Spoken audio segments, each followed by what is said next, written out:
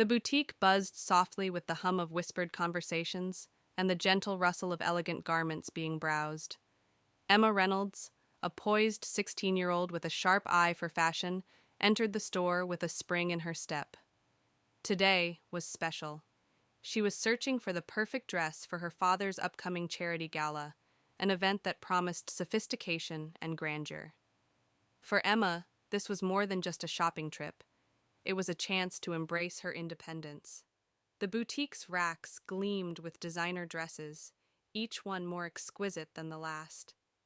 Emma's fingers trailed lightly over the fabrics, her eyes lighting up when she spotted a stunning gown.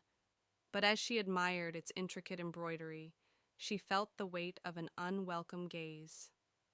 Across the room, Evelyn Drake, a regular customer known for her air of entitlement, observed Emma with a critical eye. To Evelyn, Emma's presence was out of place. Her thoughts, laced with prejudice, began to simmer. Evelyn's expression soured as she muttered under her breath, "What is she doing here?" Emma, blissfully unaware of Evelyn's growing hostility, continued her search. Her excitement grew as she found a dress she adored and headed toward the fitting room. Meanwhile, Evelyn's disdain boiled over. Convinced that Emma didn't belong, she decided to act. Evelyn followed Emma through the store, her sharp gaze tracking the teenager's every move. When Emma emerged from the fitting room, the dress fitting her perfectly, Evelyn's simmering disdain turned into outright confrontation. Approaching with a forced smile, Evelyn's tone dripped with condescension.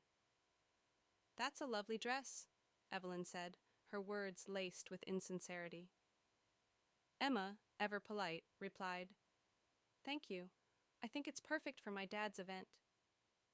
Evelyn's smile faltered. "Are you sure you're in the right store?" she asked, her tone pointed. Emma's brow furrowed. "I'm exactly where I need to be," she replied, her voice steady, but Evelyn wasn't done. "This store isn't exactly budget-friendly," she said, her words cutting. Emma's confidence didn't waver. "I'll let my purchases speak for themselves," she said firmly.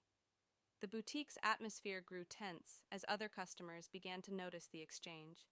Evelyn, emboldened by the growing audience, flagged down the store manager. Her voice rose, sharp and accusing. "Excuse me," Evelyn said, gesturing toward Emma. "I've been watching her, and I'm certain she's hiding something in her bag. You need to check it." The manager, visibly uneasy, approached Emma cautiously. "Is there an issue?" she asked.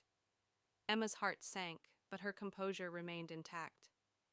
"I haven't done anything wrong," she said calmly, holding her bag out. "If this will settle things, go ahead." The manager searched the bag, finding nothing. "There's nothing here," she said quietly. Evelyn scoffed. "Check again.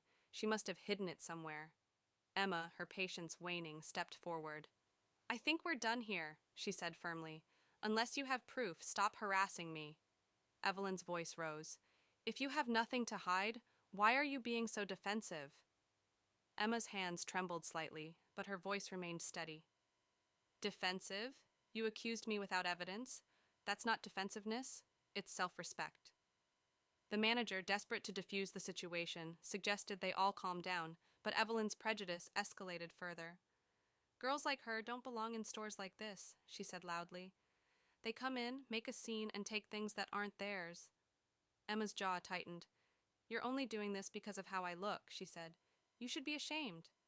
The boutique fell silent as Evelyn's words echoed. The tension broke with the arrival of a sleek black SUV outside. The store's doors opened, and a towering man in a tailored suit entered. It was Nathan Reynolds, Emma's father and the owner of several high-end boutiques, including this one. Nathan's commanding presence silenced the room. He approached Emma, his expression calm but firm. "What's going on here?" he asked. Evelyn, oblivious to his identity, stepped forward. "This girl has been causing trouble," she said. "I caught her acting suspiciously." Nathan's gaze didn't waver. "This girl you're accusing is my daughter," he said. The room froze. Evelyn's confidence crumbled as gasps rippled through the boutique. Nathan addressed Evelyn directly. "You judged her without cause, humiliated her, and made baseless accusations. This behavior is unacceptable. Turning to the manager, he added, "And you allowed it to happen. This store represents my name, and I expect every customer to be treated with respect."